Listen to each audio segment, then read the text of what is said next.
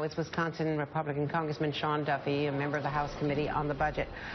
Congressman, I'm not ascribing blame any place other than to the entire system here. How do you respond to the mother of Corporal Collins? First off, my heart and prayers go out to the families who have lost loved ones in battle. And I'm so grateful for the ultimate sacrifice these young individuals have made on behalf of our country. As we've talked this morning, we are going to work through this week a mini CR that would help with this funding. Duncan Hunter, as you mentioned, had indicated that this is in the discretion of the government. If they disagree, we will work this week to make sure this funding... with that.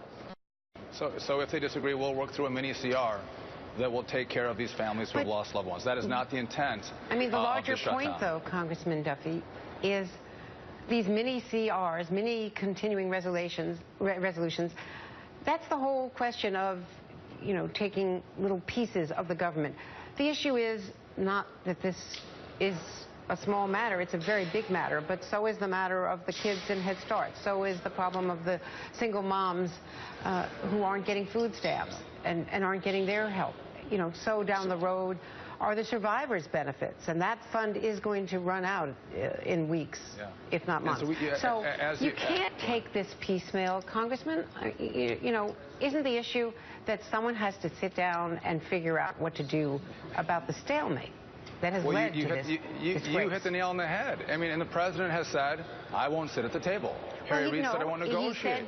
He said to the Speaker today on the phone, according to the White House, I won't negotiate. He said that he will negotiate, and negotiate a lot of things that you all want, tax reform, entitlements, that he will negotiate once the threat of the government shutdown and of the debt default is not hanging over their heads. That's what he said. Andrea, that's ridiculous. And I don't know, I mean, I think you said you've been through 18 shutdowns. Yeah. I don't know if you've seen a president that has come and said, I'm not going to negotiate. I mean, this is historic that a president says, I'm not going to sit at the table.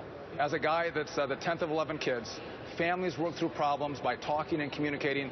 So too does the government. And you're well aware that all we've asked for is that the president and the administration join us in Obamacare, the American people and Congress, and that individuals and families be treated just like big business. That's what they're holding out for. And Congressman, I think, even this morning, that's a non-negotiable demand. Why not sit down and negotiate over entitlement reform, which is something that you all have been demanding, and that he has offered in his initial budget? You're putting on the table a non-negotiable demand. Listen, is it non-negotiable that he's not going to enter Obamacare, and he's going to say, I get my gold-plated health care plan, but I want members of Congress and the rest of America to be in Obamacare? That's non-negotiable? Come on. That's not reasonable. I mean, one issue that we have is the media won't even ask the question about why are you treating families different than big businesses. You need Jon Stewart on Comedy Central to ask Secretary Sebelius, hey, why won't you treat these two equally? And she can't answer it. I mean, that's how pathetic I think news reporting has become when we won't ask tough questions to the administration. Well, we've asked questions to both sides. That's not fair. Do you ask that question, Andrea? We have asked that question, and so the basic point is why do you want your own health care and you won't join us on Obamacare? That question I haven't seen anybody ask on MSNBC. Please ask it, because they don't have a good answer for it. Well, I think the response that Kathleen Sebelius gave to Jon Stewart was, if we had gotten what we wanted, which was a single-payer plan, this wouldn't be the problem. That's right. You say, I think this is what they would say, but you don't know what they would say because you haven't asked. And that's one of the problems we have here. But I think in regard to negotiating issues, Andrea, I think we can sit at the table and go, okay, well, if these ones are off the table, what is on the table, Mr. President, as we move towards the debt limit negotiation? And he would say, well, let's talk. Maybe it's going to be entitlement reform. Maybe it's tax reform.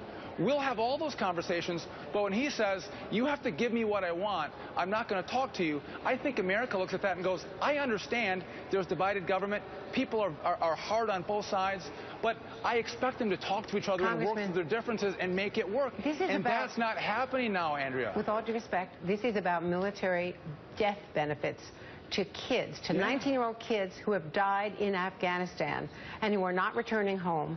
This is about what their families are entitled to by law and what they are not getting. This I is just not told you that about we're going to move. what you want on Obamacare, and it's not what the president wants on the debt ceiling. Don't spin that on me. I just told you at the top of our segment that we're going to pass a mini CR to address those benefits. We're going to look out for our military, especially those families who have made the ultimate sacrifice. We are going to do that, and we're going to do it this week.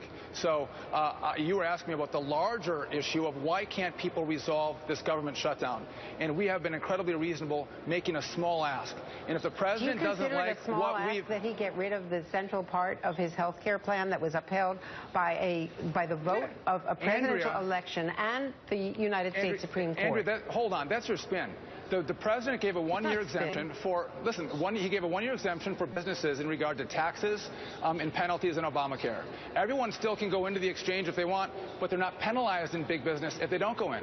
We've said for the individuals, for the families, if they want to go into Obamacare, they can, but if they don't, for 1 year, don't tax them or penalize them, just like the way you're treating big businesses.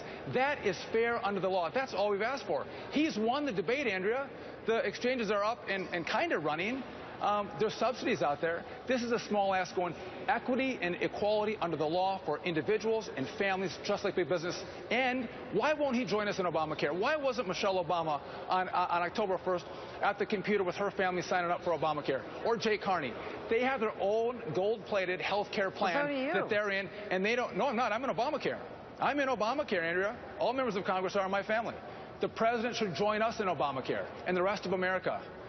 Is that pretty reasonable? We should all be treated equally under the law? Why should members of Congress be in Obamacare, not the president? Explain that one. Isn't that fair? Well, I think that can you defend that? Can you defend why the president shouldn't be in Obamacare like members of Congress and their staffs? I can't defend why the Congress and the White House cannot figure out a way to reopen government so that our kids and their families can get the benefits that they have been. And I told you we're going to do that this week. But I want your viewers to know that this has been a reasonable approach on our part to go everyone equal under the law, the president and Congress and Obamacare. It's good. If it's good for America, it's good enough for the people who passed the law. And individuals for 1 week, for 1 year, being treated like big businesses who came to this Hill with their lobbyists and got an exemption to the taxes and requirements of Obamacare. Give that same treatment to the families in America. And again, this has nothing to do with the exchanges being open or the subsidies in the exchanges. We're not having any impact on those. They get to stand up and run. We're just saying treat individuals and families like big business and have Obama go into Obamacare. That's it. No one's asked that question but Jon Stewart. I think the media should start doing its job. Thanks for your advice. Thank you, Congressman. The Supreme Court today appears divided over whether